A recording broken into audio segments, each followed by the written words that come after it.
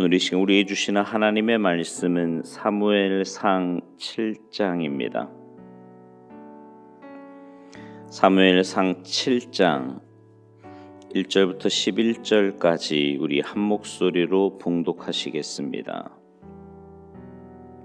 사무엘상 7장 1절부터 11절까지 우리 한 목소리로 봉독하십니다. 시작. 기럇 여아림 사람들이 와서 여호와의 궤를 옮겨 산에 사는 아비나답의 집에 들여놓고 그의 아들 엘리야사를 거룩하게 구별하여 여호와의 궤를 지키게 하였더니 궤가 기럇 여아림에 들어간 날부터 20년 동안 오래 있은지라. 이스라엘 온 족속이 여호와를 사모하니라. 사무엘이 이스라엘 온 족속에게 말하여 이르되 만일 너희가 전심으로 여호와께 돌아오려거든 이방 신들과 아스타롯을 너희 중에서 제거하고 너희 마음을 여호와께로 향하여 그만을 섬기라. 그리하면 너희를 블레셋 사람의 손에서 건져내시리라. 이에 이스라엘 자손이 바알들과 아스타롯을 제거하고 여호와만 섬기니라. 사무엘이 이르되 온 이스라엘은 미스바로 모이라. 내가 너희를 위하여 여호와께 기도하리라 하매 그들이 미스바에 모여 물을 길어 여호와 앞에 붓고 그날 종일 금식하고 거기에서 이르되 우리가 여호와께 범죄하였나이다 하니라. 사무엘이 미스바에서 이스라엘 자손을 다스리니라. 이스라엘 자손이 미스바에 모였다 함을 블레셋 사람들이 듣고 그들의 방백들이 이스라엘을 치러 올라온지라. 이스라엘 자손들이 듣고 블레셋 사람들을 두려워하여 이스라엘 자손이 사무엘에게 이르되 당신은 우리를 위하여 우리 하나님 여호와께 쉬지 말고 부르짖어 우리를 블레셋 사람들의 손에서 구원하시게 하소서 하니 사무엘이 젖먹는 어린 양 하나를 가져다가 온전한 번제를 여호와께 드리고 이스라엘을 위하여 여호와께 부르짖음에 여호와께서 응답하셨더라. 사무엘이 번제를 드릴 때에 블레셋 사람이 이스라엘과 싸우려고 가까이 오매 그날에 여호와께서 블레셋 사람에게 큰 우레를 발하여 그들을 어지럽게 하시니 그들이 이스라엘 앞에 패한지라. 이스라엘 사람들이 미스바에서 나가서 블레셋 사람들을 추격하여 뱃갈 아래 이르기까지 쳤더라. 아멘. 할렐루야. 오늘 본문의 이스라엘 백성들은 하나님을 떠나 범죄하고 있었는데요. 우상을 숭배하고 전심으로 하나님을 섬기지 않았던 거지요. 바로 그때 사무엘 선지자가 이스라엘의 모든 백성들에게 미스바로 모이라 이렇게 외칩니다. 왜 미스바로 모이라고 한 걸까요? 먼저 어려운 때일수록 기도하고 금식해야 하기 때문입니다. 하나님의 법궤가 베스메스에서 기럇 여아림으로 보내진 지 20년이 지났는데 이스라엘 백성들은 하나님께 감사하며 믿음으로 살기보다는 또다시 가나안 최고의 신들 바알과 아스타롯을 섬기고 있었습니다. 그러자 사무엘은 모든 이스라엘 백성들에게 미스바로 모이라 이렇게 명령을 합니다. 여기 미스바가요 망대라는 뜻이거든요. 망대. 그들이 영적인 망대였던 미스바에 모여 기도하고 금식하기를 원했던 거지요. 하나님의 언약을 기억하고요. 거룩한 하나님의 백성으로 하나 되어서 하나님과의 관계부터 새롭게 회복되기를 원했던 겁니다. 여러분, 우리의 신앙생활의 영적인 바로미터는 우리가 깨어 기도하고 있는가를 보면 우리의 영적인 상태를 바로 알 수 있습니다. 깨어 기도하지 않으면 시험이 오고요. 영적으로 잠들고 병듭니다. 결국 마귀의 밥이 되고 마는 거지요. 그래서 예수님께서도 십자가를 지시기 전에 겟세마네 동산에서 땀방울이 핏방울같이 떨어질 정도로 기도하셨어요. 그러나 제자들이 다 졸고 자고 있으니까 그들에게 시험에 들지 않게 깨어 기도하라고 말씀하신 거예요.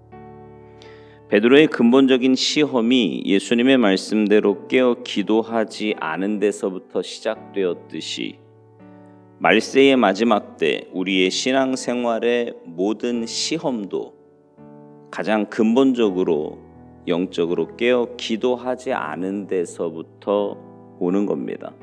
안타까운 것은요, 오늘날 교인들의 삶 가운데 가장 약한 부분이 있다면 바로 이 기도 생활입니다. 물론 이렇게 새벽에 나오시는 분들이야 좀 다르겠지만 평균적으로 이렇게 통계낸 거 보면 참 기도 안 합니다. 근데 이게 참 문제인 게 뭐냐면, 여러분, 기도라는 게 그냥 내가 하나님께 원하는 걸 막 원하는 거 아뢰고 구해서 얻은 이게 기도가 아니잖아요. 사실은 주님과 깊은 사랑의 대화를 나누고 주님의 뜻을 마음에 심고 그때 하나님이 주신 감동에 따라 때로는 구하기도 하지만 때로는 깊은 대화도 하고 이게 기도 아닙니까? 근데 기도하지 않으니까 제가 이렇게 보면요, 이렇게 여러분 설교 들을 때 보면 다 신앙생활 정말 열심히 잘 하실 것 같거든요. 근데 예배 딱 드리고 나서도 상황이 딱 주어지면 말씀은 하나도 생각 안 나고 여전히 내 죄성, 저부터도 그렇고요, 여전히 내 죄성과 내 고집과 경험과 내 경험 이런 것들을 가지고 말하고 판단하고 행동하는 모습들을 보게 된단 말이에요. 근데 그 원인이 어디에 있는가? 사실은 기도하지 않는 데서 오는 거예요. 무슨 말이냐면, 기도를 통해 하나님과 깊은 교제를 하고 주님께 이렇게 딱 붙잡힌 바 되어 주님이 내 인생의 주인이심을 늘 고백하며 사는 사람에게는 사실은 삶의 순간순간마다 내 생각도 감정도 판단도 하나님의 인도하심, 하나님의 통제하에 하나님의 다스리심을 받게 된다는 거죠. 이게 기도하는 사람의 모습이거든요. 근데 올바른 기도 생활이 되지 않으니까 그런 게 없는 거예요. 그냥 예배 따로 생활 따로, 이렇게 돼버린다는 거죠. 만물의 마지막이 가까울 때 가장 먼저 뭐 하라고 말씀해요? 베드로전서 4장 7절에 보면 만물의 마지막이 가까이 올수록 정신 차리고 근신하여 기도하라, 이렇게 말씀합니다. 여러분, 늘 깨어 기도하시기 바랍니다. 기도 쉬는 죄 범치 마시기 바라고요. 그래서 어떤 시험과 고난 가운데서도 믿음으로 승리하는 여러분 모두가 되시기를 간절히 바랍니다. 또 하나, 백성이 죄악부터 통해 자복하기 위해 미스바로 모이라고 한 거예요. 이스라엘 백성들이 사무엘의 말대로 모였어요. 기도하고 금식했습니다. 여기 물을 길어서 여호와 앞에 부었다 그랬는데 사실은 물을 길러서 붓는 것은 기쁨의 상징이거든요. 근데 오늘 본문에서는 눈물로 통해 자복하는 회개의 상징입니다. 그래서 그들이 하나님을 떠나 바알과 아스타롯을 섬겼던 우상 숭배의 죄를 철저히 통해 자복한 거예요. 우리가 여호와께 범죄하였나이다, 회개한 거죠. 여러분, 우리가 어려운 때 주님께 기도하고 금식하며 부르짖는 거 굉장히 중요합니다. 그러나 우리와 하나님 사이에 해결되지 않은 죄가 가려져 있으면 아무리 울부짖으며 금식해도 소용이 없어요. 그래서 금식장인 이사야 58장에서 금식에 대해서 그렇게 강조하신 다음에 곧바로 우리가 잘 아는 이사야 59장 1, 2절에 이런 말씀을 주십니다. 여호와의 손이 짧아 구원하지 못하심도 아니요 귀가 둔하여 듣지 못하심도 아니라 오직 너희 죄악이 너희와 너희 하나님 사이를 갈라놓았고 너희 죄가 그의 얼굴을 가리워서 너희에게서 듣지 않으시게 함이니라. 우리의 인생에 어떠한 고난과 역경이 닥쳐도 이 땅의 영적인 미스바인 성전에 모여야 합니다. 그리고 가장 먼저 우리의 죄악부터 통해 자복할 수 있어야 돼요. 죄가 있으면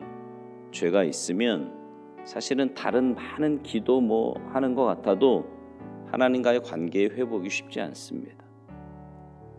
하나님 앞에 나올 때 먼저 여러분의 모습을 하나님의 말씀 앞에서 비추고 여러분의 모습을 내어놓고 회개하시기 바라요. 그럴 때 분명히 하나님의 놀라운 은혜와 복이 또 감격이 여러분의 마음에 삶에 임하게 될 줄로 믿습니다. 마지막으로 온전한 헌신의 번제를 드리기 위함이었습니다. 이스라엘 온 백성들이 미스바에 다 모였어요. 기도하고 금식하며 통해 자복하고 부르짖는다는 소식이 이제 블레셋 사람들에게 전해지지요. 이스라엘 백성들이 그곳에서 그들을 대적하려고 하는 것이 아닌가. 그래서 블레셋 왕들이 연합해서 선제 공격을 감행합니다. 그때 이스라엘 백성들이 전쟁 준비가 전혀 안 되었기 때문에 두려울 수밖에 없었지요.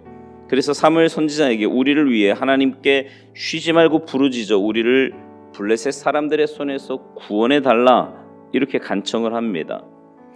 오늘 본문에 보니까요, 사무엘이 어린 양 하나를 가져다가 온전한 번제를 드립니다. 그리고 이스라엘을 위해 하나님께 부르짖을 때 하나님께서 기적적으로 응답을 하십니다.